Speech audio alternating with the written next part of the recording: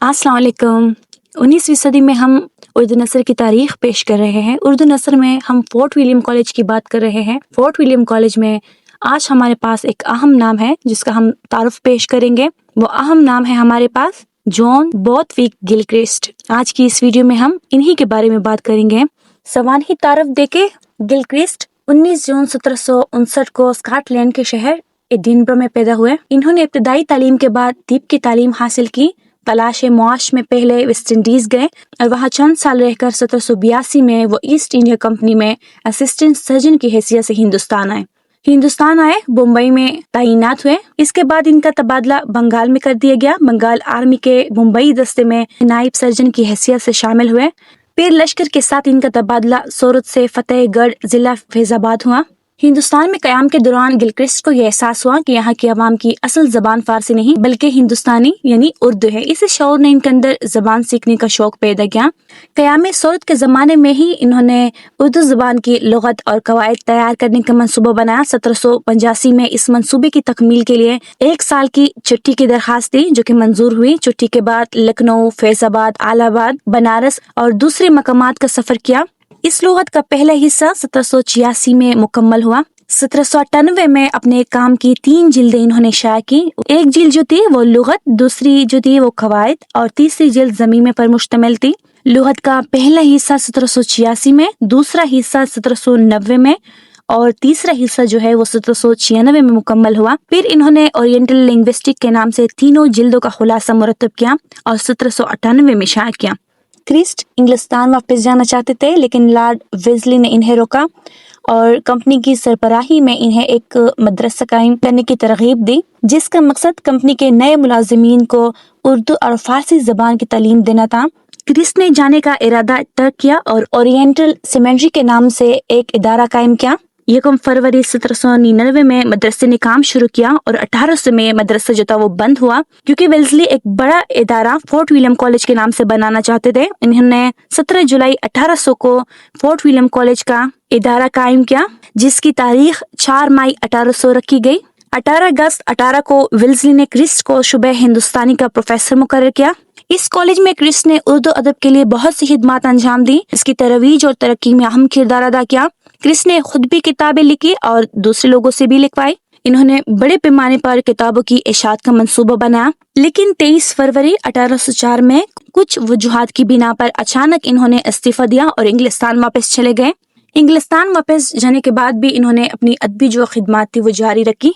London पहुंचकर इन्होंने oriental institution के नाम से एक इदारा कायम किया जहां वो अंग्रेज अफसरान को उर्दू सिखाते रहे। उम्र के आखिरी हिस्से में ये पेरिस चला गया और वही 9 जनवरी 1841 को वफात हुई। अदबी खिदमत अगर इनकी देखें तो गिलक्रिस्ट की इल्मी काविश नहायत वसी है लेकिन हम यहाँ इनकी चंद अहम तसनीफ का जिक्र करेंगे। तो पहली काविश इनकी डिक्शनरी इंग्लिश एंड हिंदुस्तानी, ये 1786 से 1790 तक 3 जिल्दों में 3 हिस्सों में शाया हुई। ये उर्दू की इब्तदाई और जामे लुगत में शुमार होती है जिसमें अंग्रेजी अल्फाज के उर्दू मुतबादिल फराहम किए गए हैं। फिर ग्रामर ऑफ हिंदुस्तानी लैंग्वेज, ये उर्दू कवायद पर एक मुनज़्ज़म और साइंसी नोइयत की एक अहम किताब है जिसने जबान के उसूल मुरतब किए। फिर द ओरिएंटल लिंग्विस्टिक 1798 में ये शाया हुई। इसमें हिंदुस्तान की मकबूल आम जबान का तारफ है और अंग्रेजी के हिंदुस्तानी और हिंदुस्तानी के अंग्रेजी में अल्फाज के मानी और साथ में कुछ कसस और हकायात और नज़में भी दर्ज हैं। इसके बाद 1800 में द एंटी जागोनिस्ट, इस किताब का मकसद जबान को सादा बनाना और मुश्किल और सकील अल्फाज के इस्तेमाल की हौसला शक्नी करना था। फिर the strangers east India guide, ये एक मुख्तसर गाइड थी जो हिंदुस्तान आने वाले अफराद के लिए जबान सीखने में मददगार साबित होती थी। फिर द हिंदी स्टोरी टेलर 1830 में शाया हुई। अखलाकी तालीमात पर मबनी इस किताब में नसीहत अमोज मज़ामीन और तराजुम शामिल थे। ये किताब बैक वक्त रोमन, नागरी और फारसी रस्मुल खत में मुरतब और शाया हुई। पहला हिस्सा 1802 और दूसरा हिस्सा 1803 में शाया हुआ।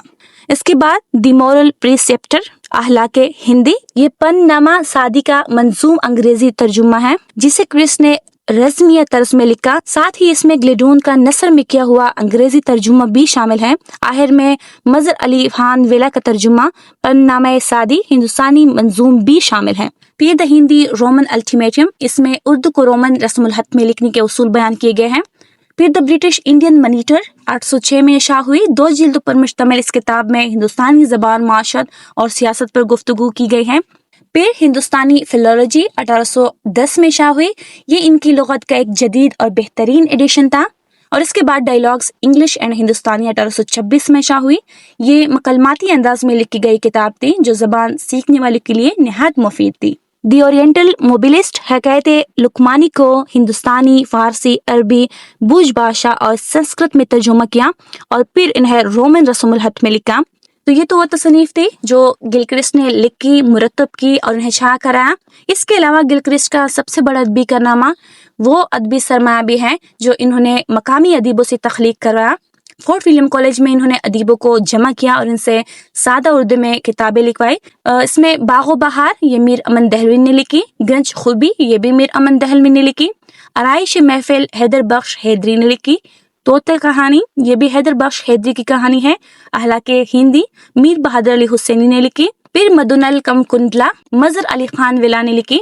ये तमाम कुतुब उर्दू नस्र की बुनियाद तस्वर की जाती है और आज भी अदबी अहमियत रखती है। मजमूई तौर पर अगर देखें तो डॉक्टर जॉन गिलक्रिस्ट की खिदमात को चंद नुकात में समेटा जा सकता है। इन्होंने सादा और आम फहम उर्दू नस्र को फरोग दिया, उर्दू लुगत और कवायद को एक मुनज़्ज़म शक्ल दी, अदीबों को सरकारी सरपरस्ती फराहम करके अदबी तख्लीक को फरोग दिया और इसी तरह उर्दू ज़बान को यूरोप में मुतारफ़ करवाया और इसकी तदरीस का आगाज किया। तो इस तरह जॉन गिलक्रिस्ट को हम बजा तौर पर उर्दू नस्र का एक अहम मेमार कह सकते हैं। इन्होंने ना सिर्फ ज़बान को सादा और काबिल फ़हम बनाया बल्कि इसके लिए एक ऐसा इल्मी ढांचा तैयार किया जिस पर आज की जदीद उर्दू कायम है। तो आज के लिए इतना ही। इंशाल्लाह आगे जाकर हम फोर्ट विलियम कॉलेज से ताल्लुक़ रखने वाले दीगर अहम मुसन्निफ़ीन का जिक्र करेंगे, उनकी तसनीफ़ का जिक्र करेंगे। तब तक के लिए अल्लाह हाफ़िज़।